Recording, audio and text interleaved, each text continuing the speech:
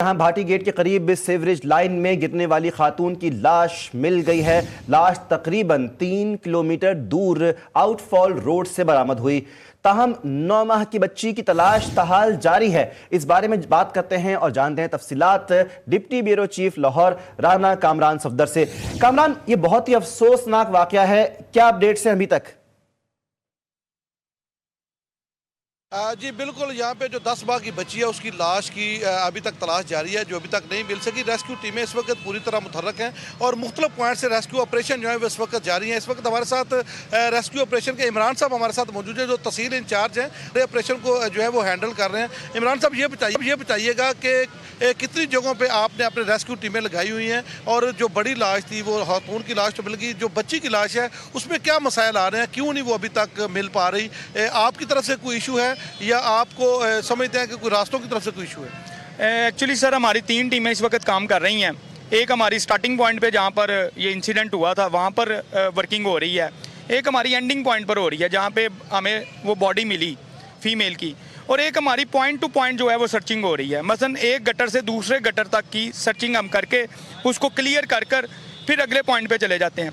इस तरह के तकरीबन जो हैं वो 25 से 30 पॉइंट बनते हैं सगियाँ तक। अब 20 से 25 पॉइंट को जब क्लियर करना है, डेफिनेटली उसमें सर्चिंग ऐसी करनी है कि कोई कबाहत ना रह जाए, कि कहीं मिस ना हो जाए, इसलिए उसकी बड़ी एहतियात के साथ सर्चिंग हो रही है।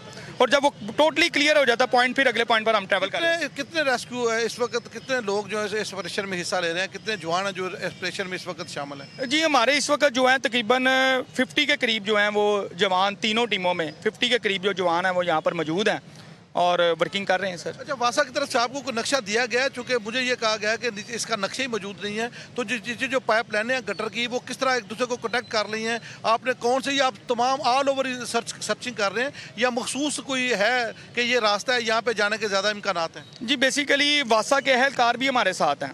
मतलब वो चूँकि हमें गाइड कर देते हैं और हम उसके मुताबिक उसको सर्चिंग कर लेते हैं, लेकिन वो डेफिनेटली क्लियर हो जाता है कि अगर एक पॉइंट से दूसरे पॉइंट पर जा रहा है तो दूसरे पॉइंट से भी हम उसको खींच लेते हैं ताकि वो क्लियर हो जाए।